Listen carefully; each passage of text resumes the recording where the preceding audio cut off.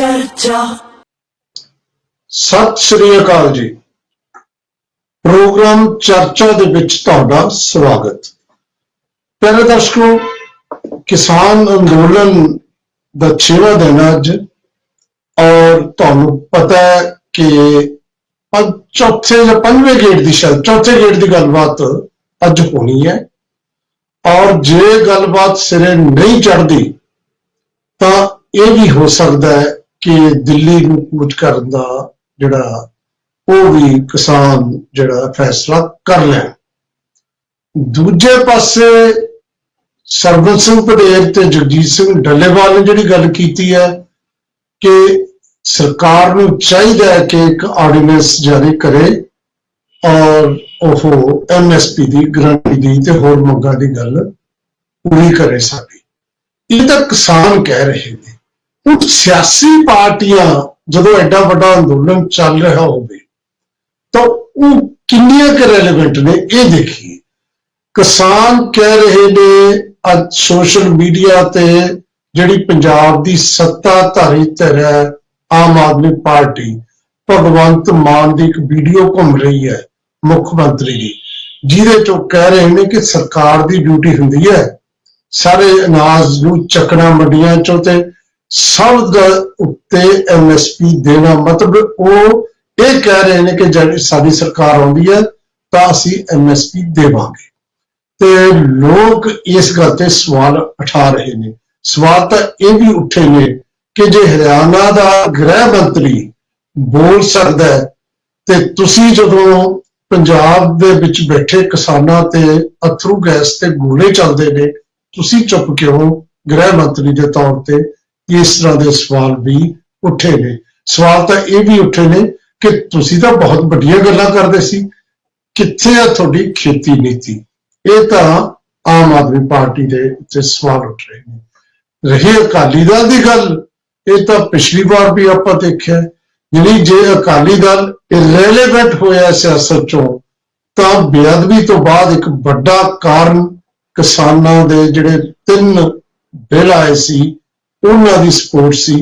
ते उस तो बाद किसानां ने जिस तरीके नाल प्रेशर पाया और हरसिमरत कौर नूं अपनी जिहड़ी है मंत्री दी गद्दी छड्डनी पई, वो सब नूं पता है, वो मैं रिपीट नहीं करनी। ते ये अकाली दल दा हाल भी लगभग हुई है। लोग सवाल खड़े करते ने और कांग्रेस दे लई कांग्रेस भावें लगातार कोशिश कर रही है, कह भी रही है कि असी किसानां दे नाल है, पर जिवें कल MLA जलालपुर नाल होया, ठीक जां गलत तो कहते जी नहीं, इस तरह की कोई गल नहीं हुई। पर एक गल स्पष्ट नजर आउंदी है कि कांग्रेस पार्टी होवे, अकाली होण जां आम आदमी पार्टी होवे, उन्हां ते किसानां नूं इउं लगदा जिवें विश्वास ही ना होवे। ते रह गई भारतीय जनता पार्टी, वो तो तुहानूं पता है हुण तां अगराहां जिहड़ा भारतीय किसान यूनियन एकता अगराहां, उन्होंने धरने भी लाए हुए हैं। कैप्टन साहब का मोती पैलेस घेरा हुआ है, केवल ढिल्लों की कोठी घेरी हुई है, अबूर वाली सुनील जाखड़ की कोठी, ते आले दुआले बैठे ने किसान। और भारतीय जनता पार्टी तो किसानों के मामले तो बिल्कुल कचहरी च खड़ी है। उन्होंने सत्यपाल मलिक जिहड़ा 3 स्टेट का गवर्नर रहा है, वो तो कहता कि मैं हुण भुख हड़ताल रखूं जिवें तुसीं किसानां नाल कर रहे हो, खास तौर पर हरियाणा की जिहड़ी खट्टर सरकार कर रही है। ये सारी गल्लां जो आपां देखीए किते ना किते इउं नहीं लगदा कि जिहड़ी अंदोलन है जां किसान ने, इन्हां ने सियासी पार्टियां नूं एक पासे करता कि तुहाडे ते सानूं कोई आस नहीं, जो कुछ लवांगे असीं आप लवांगे, जां दूजे अर्थां च थोड़ा सख्त लफ्ज तां हो जू कि इरेलीवेंट करते जा रहे हैं सियासी पार्टियां नूं। इह ते आपां चर्चा करदे हैं। ते चर्चा करने लई अज जिहड़े मेहमान बुलाए ने, उन्हां च कोई भी पोलीटिकल पार्टी का मेहमान जां पैनलिस्ट अज नहीं, क्योंकि असीं उन्हां बारे तां गल करनी है। अज सियासी माहर के तौर पर एक बार फिर डॉक्टर केर सिंह होरां नूं सद्दा दिता, और तुसीं सारे जानदे हो केर सिंह जिहड़े ने पंजाबी यूनीवर्सिटी दे विच पोलीटिकल साइंस के प्रोफैसर रहे ने, हैड रहे ने, पंजाब स्कूल एजुकेशन बोर्ड के चेयरमैन रहे ने, सियासी माहर दे सियासी टिप्पणियां उन्हां दियां बड़ी बेबाक हुंदियां ने। उस लिए जाने जाते हैं। विपिन शर्मा जी दिल्ली दे विच जिहड़ी पत्रकारी करते हैं, सीनियर पत्रकार ने, लगातार वो नैशनल पार्टियां ते उन्हां दी कमेंटरी आपां सुनते हैं। इसे तरह पंजाब दे विचों एक बड़ा ग्रुप जिहड़ा अंग्रेजी अखबारां दा उहदी प्रतिनिधित्व करन वाले महेश शर्मा जी साडे नाल ने। तुहाडा सब दा तिन्नां दा बहुत बहुत स्वागत। डॉक्टर केर सिंह जी, गलबात तुहाडे तो शुरू करदे हां, फिर आपां जिन्ने दोने जर्नलिस्ट ने इन्हां दियां टिप्पणियां लवांगे। किवें लगदा तुहानूं सियासी पार्टियां दी ते असर कह लो जां इह अंदोलन ते सियासी पार्टियां दोनों दी जिहड़ी है संबंधां दे बारे जे गल करनी होवे? वालिया साहब, तुसीं अपनी भूमिका च बखूबी ये दस दिता कि ਜਿਹੜੀਆਂ सियासी पार्टियां उन्हां दी सारियां ही पंजाब दे विच उन्हां दी अजोकी दशा की है। आपां उन्हां नूं समझण दी कोशिश करिए भी ये दशा क्यों है। ਉਹਦੇ बारे मैं 2-3 टिप्पणियां अपने दोस्तां नाल साझीਆਂ करना चाहुंदा, इत्थे आपां विचार कर सकदे हां। पहले गेड़ विच ये करांगे, इस तो बाद जदों तुसीं कहोगे मौका दिओगे आपां फिर ਉਹਦੇ च कोई गल्लां होर शामिल कर लवांगे। पहली गल तो यह है वालिया साहब कि जिहड़ा अजोखियां सियासी पार्टियां हन उन्हां दा खासा काफ़ी हद तक बदल गया होया पहलां नालों। यानी कि जिस किस्म की वो सियासत करदियां हैगियां, वो सियासत दे प्रति उन दृष्टिकोण ही बदल गया होया। निरी पुरी वो जिसनों आपां कहने हैं कि ये ताकत दी खेड दे रूप विच ही सियासत कीती जा रही है, जिसनों आपां आदर्शां दी कहिए, मुद्दियां दी कहिए, आइडियोलॉजिकल कमिटमेंट कहिए, वो जिहड़ी है ना वालिया साहब मनफी नज़र आउंदी है। जदों इहो जी हो जाती है पोजीशन ते उहदे विच प्रॉब्लम्स बड़ियां आउंदियां। फिर पोलीटिकल पार्टीज जिहड़ियां हैगियां वो मौके मुताबिक वो अपनी दृष्टिकोण जां अपना स्टैंड जां अपनियां स्टेटमेंट्स जिहड़ियां वो बदल लैंदियां। वालिया साहब, तुसीं ठीक कह रहे सीगे कि जदों ताकत विच हुंदे है ते उदों उन्हां दे बयान होर हुंदे है, जदों ताकत तो बाहर हुंदे है उदों उन्हां दे बयान वखरे हुंदे। तुसीं खुद एग्जाम्पल दे दित्तियां होईयां है आम आदमी पार्टी बारे भी और अकालियां बारे भी, ते कांग्रेस दे बारे भी तुसीं देखो कि हुण राहुल गांधी जी ते खड़गे साहब वो इस वेले उही बुलारे हन मुख, ते उन्हां ने जो कहा कि असीं जी ये जदों ताकत विच आ गए तो MSP असीं कानूनी रूप विच दे देंगे। हुण सवाल यही पूछा जा सकता है इन्हां नूं भी भी यह कमीशन तुसीं ही स्थापित कीता सीगा 2004 दे विच, स्वामीनाथन कमीशन जिसनूं आपां कहने। 2000 पन्नियां दे गेड़ च वो रिपोर्ट हैगी है ते उहदे विच ही यह MSP दा जिहड़ी रिकमेंडेशन अखीर से टेढ़े ढंग नाल, भावें सीधे नहीं है, टेढ़े ढंग नाल उन्होंने कीती हुई है, जिस C2+ फैमिली लेबर पा के ते प्लस 50% दा मुनाफे की गल उन्होंने की है। हुण कहण दा मतलब यह है कि जदों ताकत हुंदी है उदों तुसीं कमीशन स्थापित कीता, कमीशन की रिपोर्ट जिहड़ी है बिल्कुल तुसीं उहनूं इग्नोर कीता। हुण कहने जदों ताकत आएगी असीं इहनूं दे देंगे। कहण तो मतलब ये हो गया कि सियासी पार्टियां जिहड़ियां हैगियां उन्हां दे उपर हुण बेभरोसगी वधेरे हो गई है। जिहड़ा तुसीं लफ्ज इररेलेवेंट कह रहे सी ना मुੱਢ दे विच ही कि इररेलेवेंट हो गई गिवन सिचुएशन च कि उन्हां ते बेभरोसगी वधेरे हो गई है। जिहड़े भी हुण प्रैशर ग्रुप हैगे है, जिवें किसानी भी आपां कहने वड्डा प्रैशर ग्रुप के तौर पर है, उन्हां नूं भी लगदा यह है वालिया साहब कि किसी भी सियासी पार्टी ते भरोसा नहीं किया जा सकता। जदों असीं करदे हां सानूं धोखा ही साडे नाल हुंदा, क्योंकि जदों ये 3 कानूनां बारे होई पिछे 2 साल पहलां दी गल आपां नूं पता है कि दिल्ली तो मोर्चा चक के आए ते उदों कमेटी भी स्थापित हो गई सी जिन्नियां किसानी दीयां मंगां सी और उहदे च MSP भी शामिल सीगे। वो कमेटी स्थापित हो गई, कोई शक नहीं कि किसानों के प्रतिनिधि इस जिहड़ा SKM है पंजाब वालियां दे उहदे च इन्हां ने नहीं सी दित्ते, ਪਰ ਬਾਕੀ ਦੇ ਸਾਰੇ ਹੈ ਹੀ ਸੀ, ਉਹ ਤੇ ਕੁਝ ਵੀ ਜਿਹਨੂੰ ਕਹਿੰਦੇ ਪੂਣੀ ਵੀ ਨਹੀਂ ਕਰਤੀ, ਕਿਸੇ ਕਿਸਮ ਦੀ ਅੱਗੇ ਉਹ ਨਹੀਂ ਤੁਰੇ। ਇਹਦਾ ਮਤਲਬ ਇਹ ਹੋ ਗਿਆ ਕਿ ਕਿਸਾਨਾਂ ਨੂੰ ਵੀ ਪਤਾ ਤੇ ਪੋਲੀਟੀਕਲ ਪਾਰਟੀਆਂ ਨੂੰ ਵੀ ਪਤਾ ਕਿ ਜੋ ਕੁਝ ਵੀ ਫੈਸਲਾ ਕੀਤਾ ਜਾਣਾ ਹੈ ਉਹ ਮਜਬੂਰੀ ਵਿੱਚ ਹੀ ਹੋਣਾ ਹੈ। ਯਾਨੀ ਕਿ ਜੇ ਬਾਂਹ ਮਰੋੜੀ ਜਾਏ, ਚੰਗੀ ਤਰ੍ਹਾਂ ਮਰੋੜੀ ਜਾਏ ਤੇ ਉਹਨਾਂ ਨੂੰ ਲੱਗੇ ਕਿ ਸਾਨੂੰ ਬਹੁਤ ਮੁੱਲ ਤਾਰਨਾ ਪੈਣਾ ਤੇ ਫਿਰ ਉਹ ਫੈਸਲਾ ਕਰ ਲੈਂਦੇ ਆ, ਉਹ ਡਿਮਾਂਡਸ ਨੂੰ ਅਕੋਮੋਡੇਟ ਕਿਸੇ ਨਾ ਕਿਸੇ ਢੰਗ ਨਾਲ ਕਰ ਲੈਂਦੇ ਆ। ਤੇ ਜੇ ਉਹਨਾਂ ਨੂੰ ਲੱਗੇ ਕਿ ਅਸੀਂ ਕਿਸੇ ਵੀ ਮੂਵਮੈਂਟ ਨੂੰ, ਕਿਸੇ ਵੀ ਲਹਿਰ ਨੂੰ ਜਾਂ ਕਿਸੇ ਵੀ ਦਬਾਅ ਸਮੂਹ ਦੀ ਜਿਹੜੀ ਐਜੀਟੇਸ਼ਨ ਹੈਗੀ ਹੈ ਉਹਨੂੰ ਅਸੀਂ ਨਜਿੱਠ ਸਕਦੇ ਆ ਕਿਸੇ ਵੀ ਢੰਗ ਨਾਲ, ਤੇ ਉਹਨਾਂ ਨੂੰ ਉਹ ਨਜਿੱਠਣ ਦੀ ਕੋਸ਼ਿਸ਼ ਕਰਦੇ ਆ। ਇਹਦੇ ਵਿੱਚ ਸਿਧਾਂਤ ਰੂਪ 'ਚ ਇਹੀ ਹੈ ਕਿ ਜਿਹੜੇ ਐਜੀਟੇਸ਼ਨ ਕਰਨ ਵਾਲੇ ਹੈਗੇ ਆ ਉਹ ਵੀ ਮੌਕੇ ਦੀ ਤਲਾਸ਼ ਵਿੱਚ ਹੁੰਦੇ ਆ ਕਿ ਚੋਣਾਂ ਸਿਰ ਤੇ ਹੋਣ ਤੇ ਉਦੋਂ ਪ੍ਰੈਸ਼ਰ ਬਿਲਡ ਕੀਤਾ ਜਾਏ, ਤੇ ਉਹ ਉਸ ਵੇਲੇ ਕਰਦੀਆਂ। ਔਰ ਇਹਦੇ ਵਿੱਚੋਂ ਇਹਦੇ ਪਿਛੋਕੜ ਵਿੱਚ ਇਹ ਗੱਲ ਪਈ ਹੋਈ ਹੈ ਕਿ ਪ੍ਰੈਸ਼ਰ ਤੋਂ ਬਿਨਾਂ ਮੰਗਾਂ ਵੀ ਨਹੀਂ ਮੰਨੀਆਂ ਜਾਂਦੀਆਂ। ਯਾਨੀ ਕਿ ਜੇ ਪ੍ਰੈਸ਼ਰ ਨਾਲ ਹੀ ਮੰਗਾਂ ਮੰਨੀਆਂ ਜਾਂਦੀਆਂ ਹੈਗੀਆਂ ਤੇ ਉਹ ਮੰਗ ਜਾਇਜ਼ ਹੈ ਨਹੀਂ ਜਾਇਜ਼ ਹੈ ਉਹ ਦੋਵੇਂ ਦਰਜੇ ਤੇ ਚਲੀ ਜਾਂਦੀ, ਉਹ ਸੈਕੰਡਰੀ ਹੋ ਜਾਂਦੀ ਹੈ। ਪ੍ਰਾਇਮਰੀ ਇਹ ਗੱਲ ਹੋ ਜਾਂਦੀ ਹੈ ਕਿ ਪ੍ਰੈਸ਼ਰ ਕਿੰਨਾ ਕੁ ਹੈਗਾ ਤੇ ਇਲੈਕਸ਼ਨਸ ਸਿਰ ਤੇ ਹੈਗੀਆਂ ਤੇ ਇਲੈਕਸ਼ਨ 'ਚ ਸਾਨੂੰ ਕਿੰਨਾ ਕੁ ਇਹਦਾ ਨੁਕਸਾਨ ਹੋ ਸਕਦਾ ਹੈ, ਇਹਨੂੰ ਅਸੀਂ ਕਿਵੇਂ ਕਰਨਾ। ਸੋ ਇਹ ਗੱਲਾਂ ਆਪਾਂ ਨੂੰ ਧਿਆਨ ਵਿੱਚ ਰੱਖਣੀਆਂ ਪੈਣੀਆਂ। ਇਹਦੇ ਨਾਲ ਹੀ ਸਿਆਸੀ ਪਾਰਟੀਆਂ ਦੀ ਜਿਹੜੀ ਹੈ ਨਾ ਪ੍ਰਸੰਗਤਾ ਜਿਹੜੀ ਹੈ ਡਾਕਟਰ ਸਾਹਿਬ ਜਿਹੜੀ ਗੱਲ ਸਮਝ ਨਹੀਂ ਆਉਂਦੀ ਜਾਂ ਇਹ ਕੀ ਜਿਹੜੀ ਤੁਸੀਂ ਲਫ਼ਜ਼ ਵਰਤਿਆ ਵੀ ਭਰੋਸਾ ਨਹੀਂ ਰਿਹਾ, ਬੇਭਰੋਸਗੀ ਹੋ ਗਈ।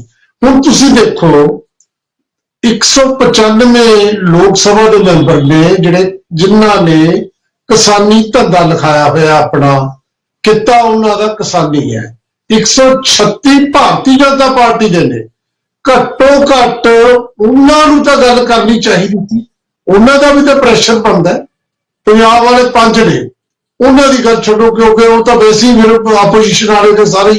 ਲੇਕਿਨ ਸਿਆਸੀ ਪਾਰਟੀਆਂ ਇਸ ਕਰਕੇ ਵੀ ਕਿਤੇ ਨਾ ਕਿਤੇ ਉਹਨਾਂ ਦੀ ਜਿਹੜੀ ਵਿਸ਼ਵਾਸਯੋਗਤਾ ਤੇ ਪ੍ਰਸ਼ਨ ਚਿੰਨ੍ਹ ਲੱਗਦਾ ਜਾਂਦਾ ਹੈ ਕਿ ਉਹ ਸੱਚ ਬੋਲਣ ਤੋਂ, ਸਟੈਂਡ ਲੈਣ ਤੋਂ ਬਹੁਤ ਘੱਟ ਬੰਦੇ, ਮੈਂ ਕਹਿ ਸਕਦਾ ਸਤਿਆਪਾਲ ਮਲਕ ਵਰਗੇ ਨੇ ਕਿ ਜਿਹੜੇ ਕਿਸਾਨ ਹੋ ਕੇ ਕਿਸਾਨਾਂ ਦੀ ਗੱਲ ਕਰਦੇ ਨੇ, ਜਾਂ ਸੁਬਰਾਮਨ ਸਵਾਮੀ ਬੋਲ ਰਿਹਾ ਕਿ ਉਹ ਜਿਹੜਾ ਭਾਰਤੀ ਜਨਤਾ ਪਾਰਟੀ 'ਚ ਬੈਠ ਕੇ, ਜਾਂ ਜਿਹੜੇ ਵਿਰੋਧੀ ਧਿਰਾਂ ਨੇ ਤਾਂ ਫਿਰ ਇੱਕ ਦੂਜੇ ਦੇ ਤੇ ਲੰਚਨ ਲੋੜੇ ਆਉਂਦੇ ਨੇ। ਸ਼ਾਇਦ ਇਹ ਗੱਲ ਸਮਝ ਆ ਗਈ ਕਿਸਾਨ ਜਥੇਬੰਦੀਆਂ ਨੂੰ। ਇਹ ਡਾਕਟਰ ਸਾਹਿਬ ਕੋਲ ਆਪਾਂ ਦੁਬਾਰਾ ਜਾਣੇ ਪਰ ਦਰਸ਼ਕੋ ਆਪਾਂ ਵਿਪਨ ਸ਼ਰਮਾ ਹੋਰਾਂ ਦੀ ਟਿੱਪਣੀ ਲਈਏ ਕਿਉਂਕਿ ਲਗਾਤਾਰ ਉਹ ਸਾਰੀ ਗੱਲਬਾਤ ਨੂੰ ਦੇਖਦੇ ਨੇ, बोलते ने, कवर करते हैं। विपिन शर्मा। धन्यवाद। देखिए, सबसे पहले मैं ये बात बोलना चाहूंगा कि मुद्दा बड़ा गंभीर है क्योंकि यहाँ पर इसका सीधा नाता किसानों के साथ है जिनको हम देश का अन्नदाता समझते हैं और अन्नदाता मानते हैं, उनको नमन करते हैं। और हम लोग उस नारे को भी हमेशा जहन में रखते हैं, जय जवान जय किसान। दोनों की अपनी अहमियत है। जवानों की अलग है कि जवान अगर हमारा देश का सशक्त नहीं होगा तो सीमा पे क्या होगा हाल, और वही किसान की बात है कि किसान जो तप करता है, तपस्या करता है। तो यहां पर कई बातें हैं जो मैं चाहता हूं, क्योंकि देखिए सिक्के के दोनों पहलू होते हैं और यहां पर मैं दोनों पहलुओं को उजागर करूंगा क्योंकि आपका चैनल देश विदेश देखा जाता है। दर्शक बड़ी उत्सुकता से, बड़े ध्यानपूर्वक पत्रकारों की, विश्लेषकों की बात सुनते हैं, तो हमें बड़े जिम्मेदारी से अपने विचार आगे रखने चाहिए।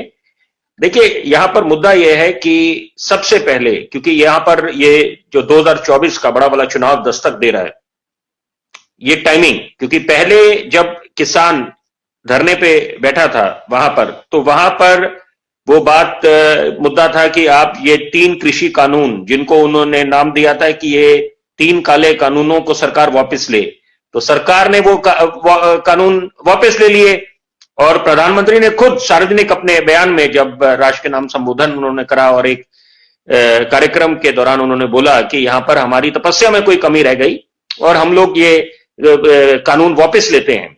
तो वहां पर ये धरना थम जाना चाहिए था। उसके बाद ये थमा भी, किसान वापस अपने घर को चला गया, अपने खेतों को चला गया। लेकिन यहां पर अब जब ये किसान आंदोलन दोबारा शुरू हो जाता है तो यहां पर दोनों है। देखिए, यही हमारे प्रजातंत्र लोकतंत्र की खूबसूरती है कि यहां पर सबके विचारों को, अभी मेरे से पहले जो सम्मानित वक्ता बोल रहे थे तो वहां पर मैंने भी उनकी ध्यानपूर्वक बात सुनी। हर एक, हमारी जब 5 उंगलियां एक समान नहीं है तो यही बात है कि लोकतंत्र में भी यही है कि सबके अपने अपने विचार हो सकते हैं। यहां पर कि किसी तरह का कि भाई आप कोई एक विचार रखें, मैं एक विचार रखूं। अभी मेरे से बात जो सम्मानित बड़े विषय वरिष्ठ पत्रकार हैं वो जब बोलेंगे तो वो अपने विचार रखेंगे। यहां पर मुद्दा यह है कि सबसे पहले राष्ट्र सर्वोपरि, यह बात समझ आना चाहिए कि हमारी जो अंतर्राष्ट्रीय पटल पे छवि धूमिल ना हो, क्योंकि तेजी से हिंदुस्तान के कदम आगे बढ़ रहे हैं और अर्थव्यवस्था के संदर्भ में हम 5वें स्थान पे आए, जिसका श्रेय, बड़े जिम्मेदारी से बोल रहा हूं, जिसका श्रेय पूरे देशवासियों को जाता है। हर एक देशवासी को जाता है जिसने तपस्या करी है। और खास तौर पे कोरोना काल के बाद जब सदी की सबसे बड़ी महामारी आई, हमारी जो स्वास्थ्य संसाधन है और जो आबादी है उसको अगर हम मद्देनजर रखें तो ये कमाल की हमने नजीर पेश करी, एक मिसाल कायम करी है जो केस स्टडी बनेगी आने वाले वक्त में, कि हिंदुस्तान का उदाहरण दिया जाएगा कि देखिए कैसे उन्होंने इस स्थिति से निपटे थे और पूरा देश जुट गया था, तपस्या करी थी। बच्चों की तपस्या क्या कम है किसी भी दृष्टिकोण से कि जब उनको बोला गया कि आप घरों में कैद रहेंगे, बाहर नहीं निकलेंगे, तो उन्होंने नियमों का अनुपालन करा, बल्कि अपने बड़े बुजुर्गों को उन्होंने प्रेरणा दी कि वो लॉकडाउन के नियमों का अनुपालन करें। तो यहां पर जब हम देश को उभार पाए और हमारा जो टीकाकरण अभियान था, क्या वो अभूतपूर्व नहीं है? Was that not unparalleled, unrivalled? So यहां पर तमाम ऐसी बातें जिसका श्रेय, मैं दोबारा इसके पहले कि कोई ये समझे कि मैं किसी नेताओं को इसकी या सरकार को इसका श्रेय दे रहा हूं, तो महान वैज्ञानिकों को श्रेय जाता है टीकाकरण अभियान। और यहां पर सबसे बड़ी बात है कि यहां पर चुनौतियां बेशुमार हैं देश के सामने, लेकिन सवाल यह पैदा होता है कि सबसे पहले राष्ट्र, कि यहां पर हम विदेशी ताकतें, कुछ विदेशी ताकतें और कुछ विदेशी मीडिया, उनको ये खल रहा है, ये बात उनको अच्छी नहीं लग रही कि हिंदुस्तान कैसे आगे बढ़ रहा है, कि क्या हिंदुस्तानियों ने यह संकल्प लिया हुआ है, ठाना हुआ है, हमने कमर कस ली है कि हम उस दौर को दोबारा लेके आएंगे जब हमारे महान मुल्क, जिस पे हमें फक्र है, नाज है, कि जब हम उस दौर को दोबारा लेके आएंगे जब हिंदुस्तान को सोने की चिड़िया कहा जाता था, land of the golden sparrow, $1 1 का था। तो यहां इसका मतलब साफ है कि कुछ विदेशी ताकतों के गले ये बात उतर नहीं रही कि कैसे हिंदुस्तान आगे बढ़ रहा है, जिसका श्रेय देशवासियों को जाता है। कि देशवासी, हम अकेला सरकार या प्रधानमंत्री तो नहीं है कि कोई एक जादू की छड़ी घुमाएंगे, Rome was not built in a day. तो यहां पर पूरा देश अगर आगे बढ़ेगा तो उसमें सबका सहयोग की आवश्यकता है और सब सहयोग दे रहे हैं अपना। और ये कोई क्रिकेट मैच नहीं है कि अलग अलग एक स्टेट्स के बीच में मैच हो रहा है, यहां पर पूरा देश है। और ये किसानों का मुद्दा भी बड़ा गंभीर है, लेकिन इसका असर क्या पड़ेगा, कि मैं आपके उस प्रश्न का उत्तर देना चाहता हूं, अपने विचार रखना चाहता हूं कि 2024 का जो चुनाव, कि राजनीतिक दल कौन से हैं इसमें। 54 साल से ज्यादा कांग्रेस पार्टी ने राज करा है इस देश पे, सत्ता उनके हाथों में थी, जनता जो जनार्दन होती है उन्होंने भरोसा जताया कांग्रेस पार्टी पे। आज अगर कांग्रेस के खुद के दिग्गज पार्टी, खुद के उनके दिग्गज नेता अगर दूसरी तरफ रुख कर रहे हैं, हताश हो रहे हैं और मायूस महसूस कर रहे हैं, तो उसके जिम्मेदार क्या खुद कांग्रेस पार्टी नहीं है, उनका आला कमान नहीं है, उनका शीर्ष नेतृत्व नहीं है, क्या उनको गिरेबान में जाने की आवश्यकता नहीं है? विपिन शर्मा जी माफ करना, मैनू रोकना पै रहा क्योंकि तुसीं तां पत्रकार हो, तुहानूं पता है कि साडी मजबूरी हुंदी है कि असीं एक खास टाइम ते एक ब्रेक लेनी हुंदी है, इस करके मैं रोक रहा। पर मैं ये भी गल कहनी चाहुंदा विपिन शर्मा जी, तुसीं काफी कुछ कहा, मैं चाहुंदा कि आपां मुद्दे ते गल करिए। अज दा मुद्दा यह है कि ਜਿਹੜੀਆਂ किसानां ਦੀਆਂ ਮੰਗਾਂ ਨੇ ਉਹਨਾਂ ਨੂੰ ਲੈ ਕੇ किसान खुद लड़ रहे ने, ਉਹਨਾਂ ਨੂੰ ਪੋਲੀਟੀਕਲ ਪਾਰਟੀਆਂ ਤੇ विश्वास नहीं रहा, ਤੇ खास तौर ਤੇ ਉਹਨਾਂ ਦੇ टारगेट जो है वो भारतीय जनता पार्टी है ਜਿਹੜੀ सत्ताधारी ਧਿਰ है। ਆਪਾਂ कोरोना च की कीता, ਆਪਾਂ अदरवाइज की है, अर्थव्यवस्था साडी कित्थे जा रही है, ये साडा अज दा मुद्दा नहीं। जे असीं यही गल करिए 80 करोड़ नूं मोदी साहब कहदे कि अगले 5 साल तक असीं मुफ्त अनाज देना है, इहदा मतलब जिहड़ी अर्थव्यवस्था दे असीं बड़ियां बड़ियां गल्लां करदे आ, वो तो 80 करोड़ तो लोग भुखे ने, गरीब ने, जिन्हां नूं किसानां दा ਪੈਦਾ ਕੀਤਾ ਹੋਇਆ ਨਾ ਜਾਣਾ। ਤਾਂ ਜਿਹੜੀ ਤੁਸੀਂ ਕਿਹਾ ਕਿ ਉਹਨਾਂ ਨੂੰ ਥੱਪ ਜਾਣਾ ਚਾਹੀਦਾ ਸੀ ਅੰਦੋਲਨ ਨੂੰ, ਵਿਪਨ ਸ਼ਰਮਾ ਜੀ ਉਹ ਉਦੋਂ ਇਹ ਵਾਅਦਾ ਕੀਤਾ ਸੀ ਕਿ MSP ਜਿਹੜੀ ਹੈ ਉਹਦੀ ਜਿਹੜੀ ਅਸੀਂ ਕਾਨੂੰਨੀ ਗਰੰਟੀ ਦੇਵਾਂਗੇ, ਵਾਅਦਾ ਕੀਤਾ ਸੀ ਕਿ ਜਿਹੜੇ ਕੇਸ ਵਾਪਸ ਲਵਾਂਗੇ। ਜਿਹੜੀਆਂ ਮੰਗਾਂ ਪੈਂਡਿੰਗ ਰਹਿ ਗਈਆਂ 2 ਸਾਲ ਤੋਂ, ਉਹਨਾਂ ਦੀ ਮੰਗ ਕਰ ਰਹੇ ਨੇ ਕਿਸਾਨ, ਤੇ ਪੋਲੀਟੀਕਲ ਪਾਰਟੀਆਂ ਤੇ ਵਿਸ਼ਵਾਸ ਨਹੀਂ ਕਰ ਰਹੇ। ਠੀਕ ਹੈ, ਜਿਵੇਂ ਤੁਸੀਂ ਕਿਹਾ ਤੁਹਾਡਾ ਹੱਕ ਹੈ, ਲੇਕਿਨ ਮੈਂ ਬੇਨਤੀ ਕਰੂੰਗਾ ਕਿ ਸਾਰੇ ਪੈਨਲਿਸਟ ਸਵੇਰ ਤੁਹਾਡੇ ਕਿ ਅਸੀਂ ਮੁੱਦੇ ਤੇ ਗੱਲ ਕਰੀਏ। ਅਸੀਂ ਕਿਸੇ ਹੱਕ ਜਾਂ ਕਿਸੇ ਵਿਰੋਧ ਚ ਨਹੀਂ ਆ। ਅਸੀਂ ਨਹੀਂ, ਮੈਂ ਕਦੋਂ ਕਹਿੰਦੇ ਕਿ ਅਸੀਂ ਰਾਸ਼ਟਰ ਦੀ ਗੱਲ ਨਹੀਂ ਕਰਨੀ, ਪਰ ਇਹ ਵੀ ਤਾਂ ਰਾਸ਼ਟਰ ਦੇ ਬੰਦੇ ਨੇ। ਤੇ ਜਦੋਂ ਉਦੋਂ ਆਪਾਂ ਦੇਖਦੇ ਹਾਂ ਕਿ ਇੱਕ ਰਾਸ਼ਟਰ ਉਦੋਂ ਕਿੱਥੇ ਚਲਾ ਜਾਂਦਾ ਹੈ ਜਦੋਂ ਆਪਣੀ ਰਾਜਧਾਨੀ ਚ ਜਾਣ ਤੋਂ ਰੋਕਿਆ ਜਾਂਦਾ ਤੇ ਉਹਨਾਂ ਦੇ ਕਿੱਲ ਕੱਟੇ ਜਾਂਦੇ ਨੇ ਪੈਰਾਂ ਚ। ਇਹ ਕਿਹੜੀ ਡੈਮੋਕ੍ਰੇਸੀ ਕਹਿੰਦੀ ਹੈ? ਤਾਂ ਬਹੁਤ ਸਾਰੀਆਂ ਗੱਲਾਂ ਨੇ ਜਿਨ੍ਹਾਂ ਤੇ ਚਰਚਾ ਹੋ ਸਕਦੀ ਹੈ। ਇਹ ਚਰਚਾ ਅਸੀਂ ਜਾਰੀ ਰੱਖਾਂਗੇ, ਲੇਕਿਨ ਹੁਣ ਇੱਕ ਬ੍ਰੇਕ ਦਾ ਟਾਈਮ ਹੋ ਗਿਆ। ਪਹਿਲਾਂ ਲਵਾਂਗੇ ਬ੍ਰੇਕ, ਮਿਲਦੇ ਹਾਂ ਬ੍ਰੇਕ ਤੋਂ ਬਾਅਦ। ਚਰਚਾ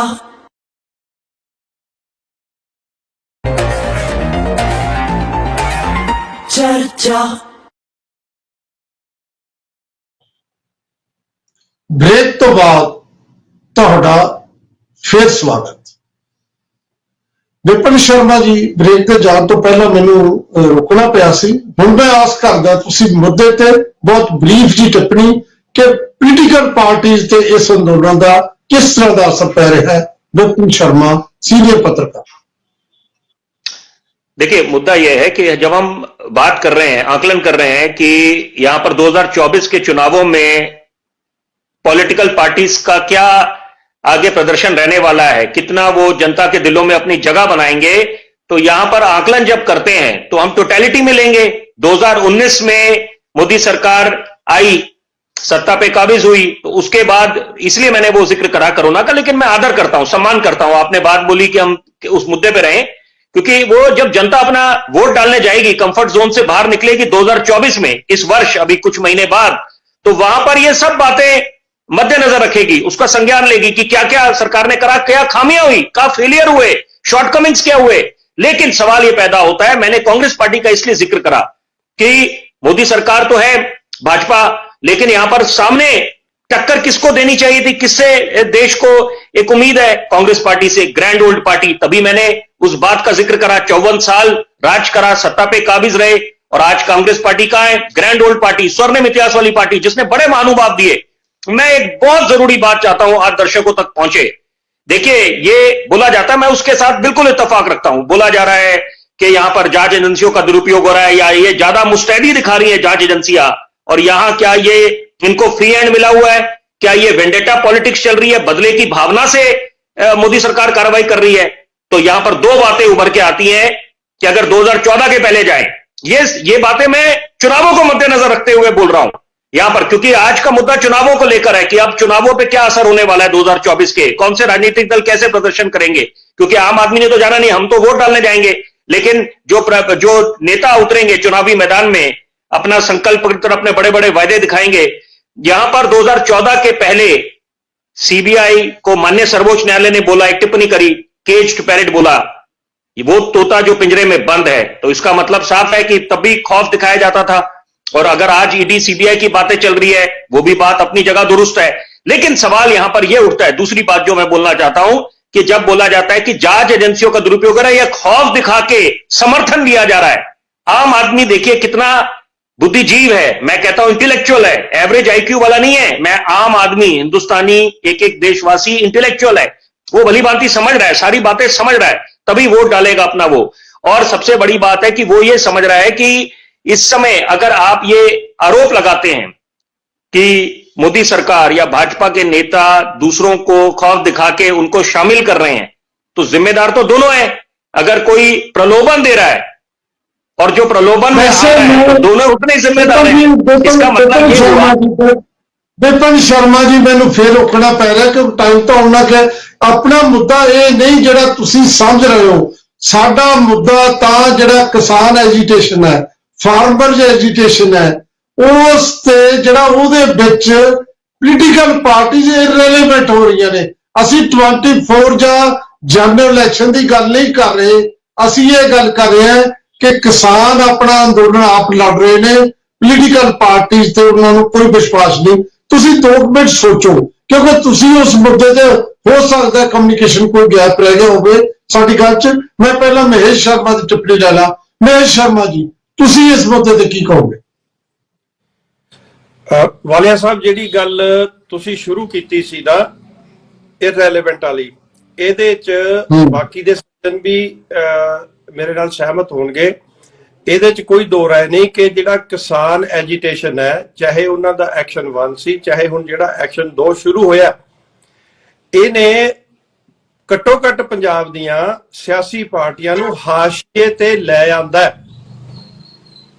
ਨੰਬਰ 1। ਨੰਬਰ 2, ਅੱਜ ਦੀ ਡੇਟ ਦੇ ਵਿੱਚ ਨਾਰਥ ਇੰਡੀਆ ਦੀ ਕੋਈ ਪੋਲੀਟੀਕਲ ਪਾਰਟੀ ਇਹ ਅਫੋਰਡ ਨਹੀਂ ਕਰ ਸਕਦੀ ਕਿ ਉਹ ਕਿਸਾਨ ਐਜੀਟੇਸ਼ਨ ਜੋ ਉਹਨਾਂ ਨੂੰ ਮਜਬੂਰੀ 'ਚ ਸ਼ੁਰੂ ਕਰਨੀ ਪਈ ਹੈ ਉਸ ਨੂੰ ਕ੍ਰਿਟਿਸਾਈਜ਼ ਕਰ ਸਕੇ ਜਾਂ ਉਹਦੇ ਤੋਂ ਮੂੰਹ ਮੋੜ ਸਕੇ।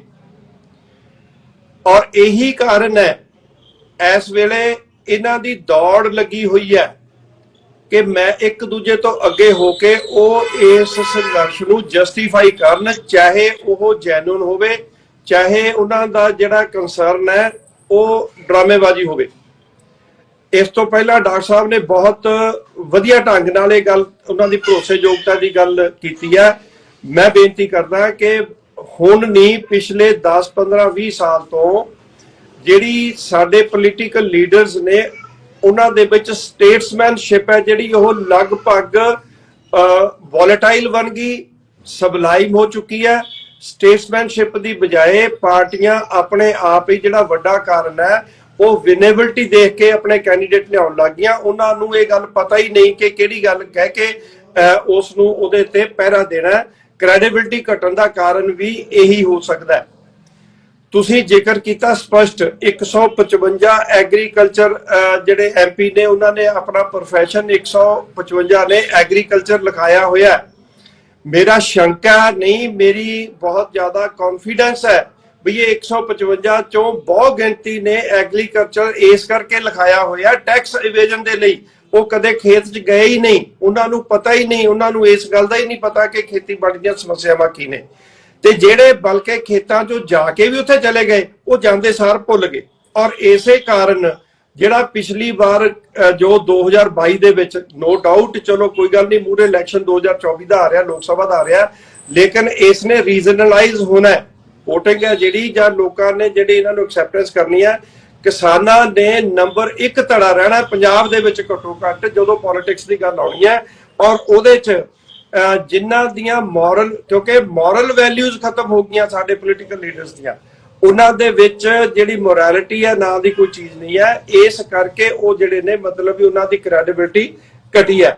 ਔਰ ਇਹ ਜਿਹੜੇ ਸ਼ਰਮਾ ਜੀ ਨੇ, ਵਿਪਨ ਸ਼ਰਮਾ ਜੀ ਨੇ ਚਲੋ ਪੁਆਇੰਟ ਆਊਟ ਕੀਤਾ, ਉਹ ਇੱਕ ਚੀਜ਼ ਜਿਹੜੇ ਨੇ ਬਹੁਤ ਵਧੀਆ ਗੱਲ ਹੈ, ਜੈ ਜਵਾਨ ਜੈ ਕਿਸਾਨ, ਇਸ ਨਾਰੇ ਨੂੰ ਮੁੱਕਰਿਆ ਨਹੀਂ ਜਾ ਸਕਦਾ।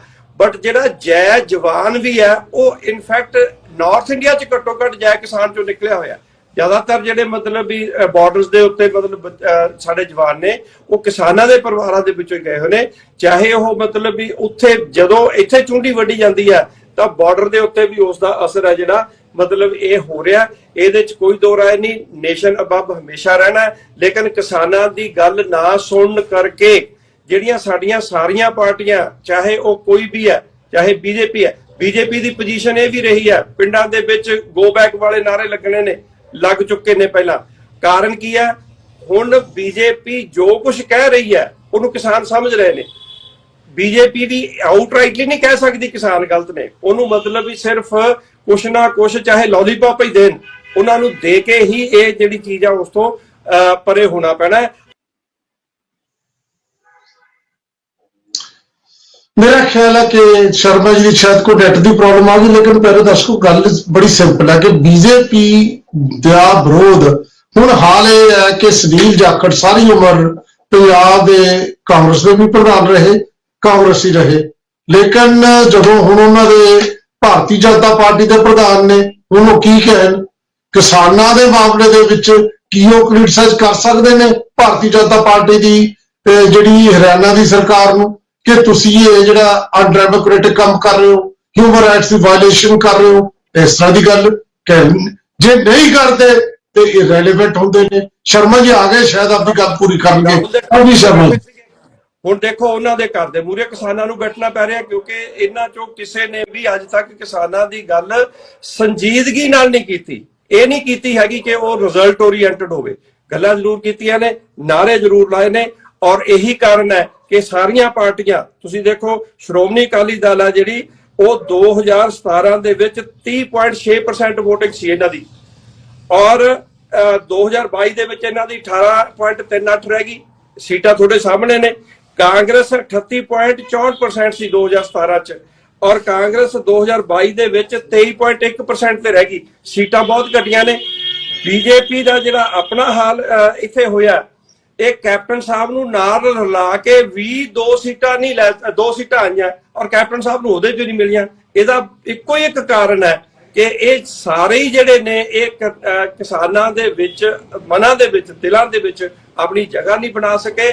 ਜੋ ਪਿਛਲਾ ਨੰਬਰ 1 ਐਕਸ਼ਨ ਸੀ ਕਿਸਾਨਾਂ ਦਾ, ਕਿਸਾਨ ਮੋਰਚਾ ਸੀ, ਉਹਦੇ ਮੌਕੇ ਤੇ ਜਿਹੜੀਆਂ ਆਪਣੀ ਵਿਦਡਰਾ ਕਰਨ ਵੇਲੇ ਵਾਅਦੇ ਕੀਤੇ ਗਏ ਸੀ, ਉਹਨਾਂ ਤੇ ਕਿਸੇ ਨੇ ਪਹਿਰਾ ਨਹੀਂ ਦਿੱਤਾ। ਇੱਕ ਰਿਚੁਅਲ ਹੋ ਗਿਆ ਕਿ ਵੀ ਉਹ ਜਿਹੜੇ 3 ਕੇਸ ਨੇ, 3 ਜਿਹੜੇ ਸਾਡੇ ਕਾਨੂੰਨ ਨੇ, ਉਹ ਵਾਪਸ ਲੈ ਲਏ। ਬਾਕੀ ਦੀਆਂ ਬਾਕੀ ਸਾਰੀਆਂ ਮੰਗਾਂ ਨੇ, ਜਾਂ ਤਾਂ ਉਹਦੇ ਬਾਰੇ ਉਹਨਾਂ ਦੀ ਇੰਟਰਪ੍ਰੀਟੇਸ਼ਨ ਸਹੀ ਨਹੀਂ ਸੀ, ਜਾਂ ਫਿਰ ਉਹਨਾਂ ਨੂੰ ਲਾਗੂ ਕਰਨ ਦੇ ਵਿੱਚ ਉਹਨੇ ਹੈਜੀਟੇਟ ਕੀਤਾ। ਮੈਨੂੰ ਇਹ ਲੱਗਦਾ ਕਿ ਹੁਣ ਇਸ ਵੇਲੇ ਕਿਸੇ ਨੂੰ ਕੁਝ ਨਹੀਂ ਪਤਾ ਕੌਣ ਕਿੱਧਰ ਜਾਊ। ਇਹਨਾਂ ਦੀ ਮਜਬੂਰੀ ਬਣਨੀ ਹੈ। ਜਿੰਨੀ ਦੇਰ ਕਿਸਾਨ ਮੋਰਚਾ 2 ਚੱਲਦਾ, ਸ਼੍ਰੋਮਣੀ ਅਕਾਲੀ ਦਲ ਹੋਵੇ, ਚਾਹੇ ਕਾਂਗਰਸ ਹੋਵੇ, ਚਾਹੇ ਆਮ ਆਦਮੀ ਪਾਰਟੀ, ਜਿਨ੍ਹਾਂ ਨੇ ਕਿਸਾਨ ਮੋਰਚੇ ਨੂੰ ਇਨਕੈਸ਼ ਕਰਕੇ ਪਿਛਲੀ ਵਾਰ ਕਲੀਨ ਸਵੀਪ ਲਿਆ ਸੀ ਸਟੇਟ ਦੇ ਵਿੱਚ, ਉਹਨੂੰ ਵੀ ਹੁਣ ਵੀ ਤੱਕ ਆਪਣੇ ਮਾਨ ਸਾਹਿਬ ਨੂੰ ਇਹ ਕਹਿਣਾ ਹੀ ਪਿਆ ਨਾ ਕਿ ਇੰਡੀਆ ਔਰ ਪੰਜਾਬ ਦੇ ਬਾਰਡਰ ਦੀ ਗੱਲ ਕੀਤੀ ਹੈ। ਔਰ ਉਧਰੋਂ ਕਾਂਗਰਸ ਪਾਰਟੀ ਨੇ ਦਾ ਡੈਲੀਗੇਸ਼ਨ ਮਿਲਿਆ ਚੀਫ ਸੈਕਟਰੀ ਨੂੰ ਜਾ ਕੇ, ਬਈ ਹੋਮ ਮਿਨਿਸਟਰ ਦੇ ਖਿਲਾਫ ਪਰਚਾ ਦਰਜ ਕਰੋ, ਪੁਲਿਸ ਦੇ ਖਿਲਾਫ ਪਰਚਾ ਦਰਜ ਕਰੋ। ਇਹਦੇ ਨਾਲੋਂ ਬਿਹਤਰ ਇਹ ਸੀ ਕਿ ਇਹ ਜਦੋਂ ਇਹਨਾਂ ਕੋਲ ਪਾਵਰ ਸੀ, ਜਾਂ ਜਦੋਂ ਇਹ ਕੁਝ ਆਪਣੇ ਪੈਨ ਦੇ ਨਾਲ ਕੁਝ ਕਰ ਸਕਦੇ ਸੀ, ਉਸ ਵੇਲੇ ਕਿਸਾਨਾਂ ਦੀ ਗੱਲ ਕਰਦੇ। ਇਹ ਗੱਲ ਮੇਰੀ ਬਿਲਕੁਲ ਤੁਹਾਡੇ ਨਾਲ ਸ਼ਰਮਾ ਜੀ, ਮੈਂ ਫਿਰ ਹੁਣ, ਕਿਉਂਕਿ ਮੈਂ ਚਾਹਣਾ ਇਹ ਹੈ, ਕਿਉਂਕਿ ਮੈਂ 1-2 ਵਾਰੀ ਵਿਪਨ ਸ਼ਰਮਾ ਜੀ ਨੂੰ ਬਿਲਕੁਲ ਮਾਫੀ ਮੰਗਦੇ ਹੋਏ ਮੈਨੂੰ ਟੋਕਣਾ ਪਿਆ ਕਿ ਉਹ ਜਿਹੜੀ ਆਪਣੀ ਗੱਲ ਜਿਹੜੀ ਆ ਉਹ ਮੁੱਦੇ ਤੇ ਕਰਨ। ਮੈਨੂੰ ਇਹ ਲੱਗਿਆ ਕਿ ਮੇਰੀ ਗਲਤੀ ਇਹ ਰਹੀ ਕਿ ਮੈਂ ਕਮਿਊਨੀਕੇਟ ਨਹੀਂ ਕਰ ਸਕਿਆ। ਅਸੀਂ ਉਹ ਬਾਰ-ਬਾਰ ਕਹਿੰਦੇ ਕਿ ਅਸੀਂ 24 ਦੀ ਇਲੈਕਸ਼ਨ ਦੀ ਗੱਲ ਕਰ ਰਹੇ ਹਾਂ। ਅਸੀਂ 24 ਦੀ ਇਲੈਕਸ਼ਨ ਦੀ ਗੱਲ ਵਿਪਨ ਸ਼ਰਮਾ ਜੀ ਨਹੀਂ, ਅਸੀਂ ਇਹ ਕਰ ਰਹੇ ਹਾਂ ਕਿ ਕਿਸਾਨ ਜਦੋਂ ਅੰਦੋਲਨ ਕਰ ਰਹੇ ਨੇ, ਹਰ ਪਾਰਟੀ ਜਿਹੜੀ ਹੈ ਉਹਨਾਂ ਦੇ ਹੱਕ 'ਚ ਬੋਲ ਰਹੀ ਹੈ। ਮਜਬੂਰੀ ਇਹ ਹੋਈ ਪਈ ਹੈ, ਕਿਸਾਨ ਕਿਸੇ ਦੀ ਨਹੀਂ ਸੁਣ ਰਹੇ, ਕਿਸਾਨਾਂ ਨੂੰ ਕਿਸੇ ਦਾ ਭਰੋਸਾ ਨਹੀਂ। ਭਾਰਤੀ ਜਨਤਾ ਪਾਰਟੀ ਬੋਲ ਨਹੀਂ ਸਕਦੀ ਕਿਉਂਕਿ ਮੋਰਚਾ ਉਹਨਾਂ ਦੇ ਖਿਲਾਫ ਹੈ, ਤੇ ਮੋਰਚੇ ਨੂੰ ਜੇ ਦਿੱਲੀ ਜਾਣ ਤੋਂ ਜਿਸ ਤਰੀਕੇ ਨਾਲ ਰੋਕਿਆ ਜਾ ਰਿਹਾ ਉਹ ਹਿਊਮਨ ਰਾਈਟਸ ਦੀ ਵਾਇਲੇਸ਼ਨ ਹੈ। ਜਿਵੇਂ ਆਪਣੇ ਬੰਦਿਆਂ ਦੇ ਜਿਹੜੇ ਗੋਲੇ ਚਲਾਏ ਜਾ ਰਹੇ ਨੇ, ਅਥਰੂ ਗੈਸ ਦੇ ਗੋਲੀਆਂ ਰਬੜ ਦੀਆਂ ਛੱਡੀਆਂ ਜਾ ਰਹੀਆਂ ਨੇ, ਬੰਦੇ ਜ਼ਖਮੀ ਹੋ ਰਹੇ ਨੇ, ਉਹ ਵੀ ਵਾਇਲੇਸ਼ਨ ਹੈ। ਸਾਰੀ ਦੁਨੀਆ 'ਚ ਜਿਹੜਾ ਦੇਸ਼ ਦਾ ਇਮੇਜ ਜਿਹੜਾ ਖਰਾਬ ਹੋ ਰਿਹਾ ਹੈ, ਔਰ ਮੀਡੀਆ ਤੇ ਪਾਬੰਦੀ ਲਾਈ ਹੈ, ਵਪਾਰ ਖਰਾਬ ਹੋ ਰਿਹਾ, ਸੜਕਾਂ ਸਰਕਾਰ ਨੇ ਰੋਕੀਆਂ ਨੇ। ਤੋਂ ਇਹ ਸਾਰੀਆਂ ਗੱਲਾਂ ਤੇ ਭਾਰਤੀ ਜਨਤਾ ਪਾਰਟੀ ਜਿਹੜੀ ਘੱਟੋ ਘੱਟ 3 ਮੰਤਰੀ ਚੌਥੀ 5ਵੀਂ ਵਾਰ ਪੰਜਾਬ 'ਚ ਆ ਕੇ ਗੱਲ ਕਰ ਰਹੇ ਨੇ, ਕੋਈ ਨਾ ਕੋਈ ਤਾਂ ਮਜਬੂਰੀ ਹੈ ਨਾ। ਇਹੀ ਗੱਲ ਅਸੀਂ ਕਰ ਰਹੇ ਸੀ। ਇਹ ਸਿਆਸੀ ਪਾਰਟੀਆਂ ਕਿੱਥੇ ਪਹੁੰਚ ਗਈਆਂ ਕਿਸਾਨ ਅੰਦੋਲਨ ਦੇ ਦੌਰਾਨ, ਇਹ ਤੇ ਚਰਚਾ ਹੋ ਰਹੀ ਹੈ, ਇਹ ਜਾਰੀ ਰੱਖਾਂਗੇ। ਇੱਕ ਬ੍ਰੇਕ ਲੈ ਲਈਏ, ਮਿਲਦੇ ਹਾਂ ਬ੍ਰੇਕ ਤੋਂ ਬਾਅਦ। चर्चा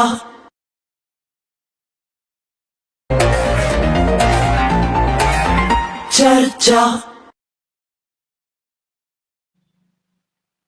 ਬ੍ਰੇਕ ਤੋਂ ਬਾਅਦ ਤੁਹਾਡਾ ਫੇਰ ਸਵਾਗਤ। ਵਿਪਨ ਸ਼ਰਮਾ ਜੀ, ਤੁਸੀਂ ਆਪਣੀ ਗੱਲ ਕਹੋ 5-4 ਮਿੰਟ ਤੇ ਫਿਰ ਆਪਾਂ ਆਪਣੇ ਅੱਜ ਦੇ ਜਿਹੜੇ ਐਕਸਪਰਟ ਨੇ ਉਹਨਾਂ ਕੋਲ ਚੱਲਾਂਗੇ। ਵਿਪਨ ਸ਼ਰਮਾ, ਸੀਨੀਅਰ पत्रकार।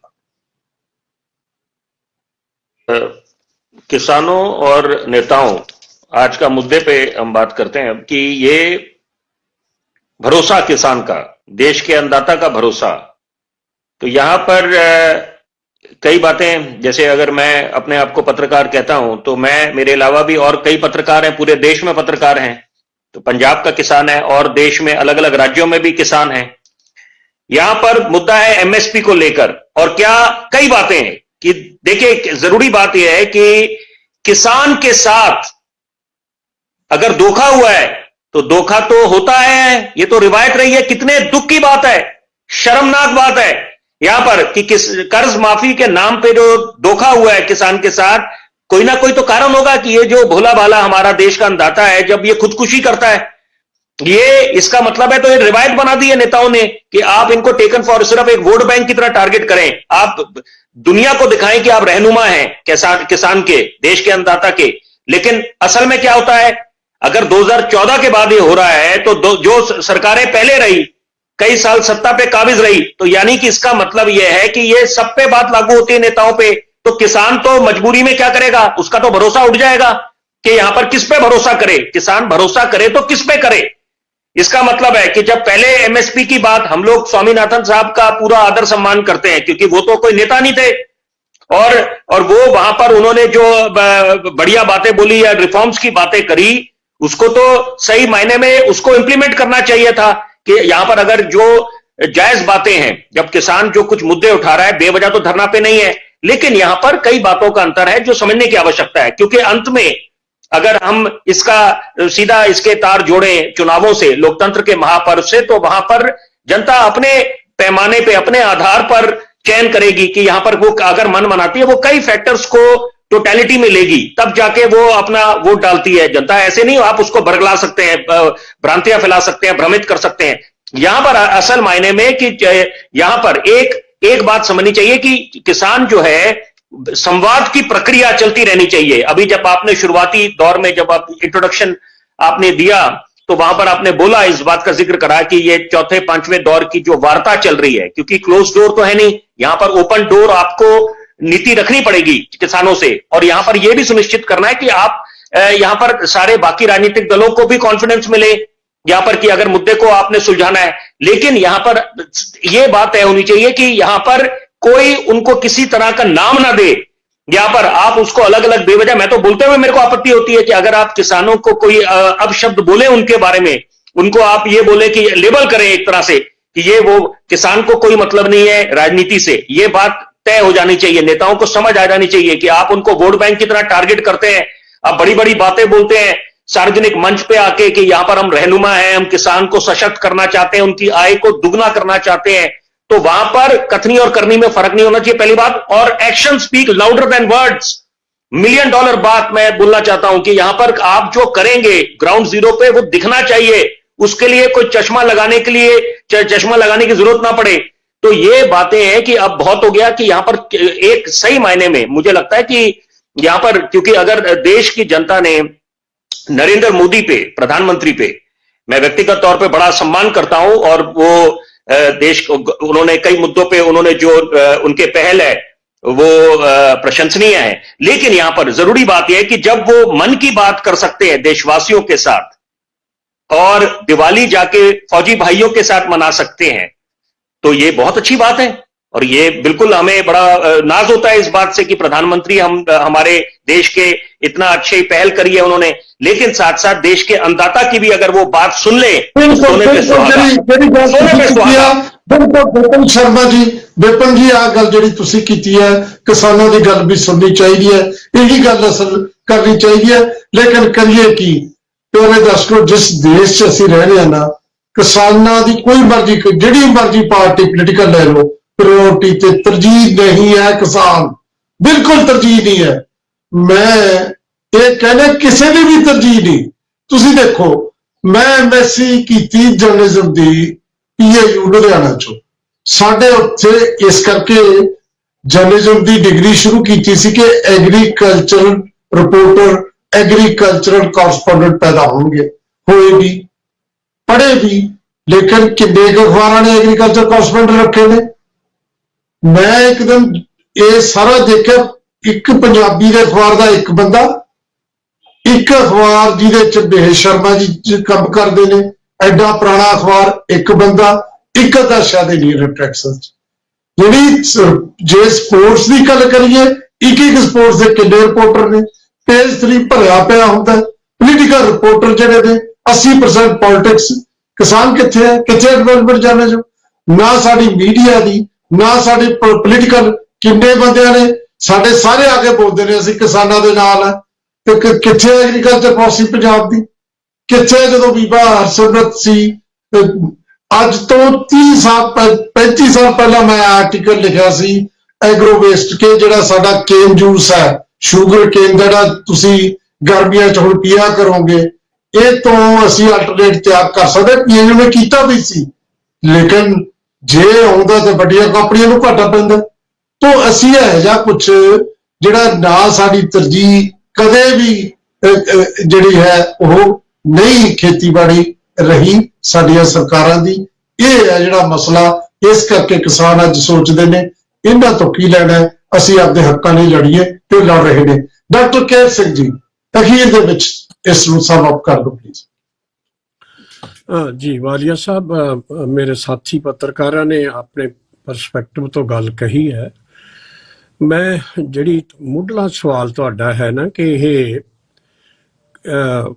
ਪੋਲੀਟੀਕਲ ਪਾਰਟੀਆਂ ਔਰ ਜਿਹੜੀ ਕਿਸਾਨੀ ਹੈ, ਇਹਦੇ ਬਾਰੇ ਮੈਂ ਨਾ ਉਹ ਕੋਸ਼ਿਸ਼ ਕਰ ਰਿਹਾ ਸੀਗਾ ਕਿ ਇਹਦੇ ਕਾਰਨਾਂ ਦੀ ਆਪਾਂ ਤਲਾਸ਼ ਕਰ ਲਈਏ ਵੀ ਇਦਾਂ ਕਿਉਂ ਵਰਤਾਰਾ ਹੋ ਰਿਹਾ ਹੈ।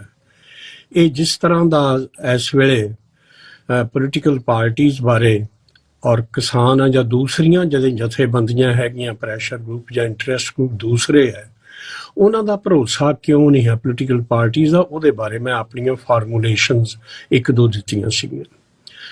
ਤੁਹਾਡੇ ਇੱਕ ਦੋ ਸਵਾਲ ਇਹ ਬਹਿਸ ਚੋਂ ਆਏ।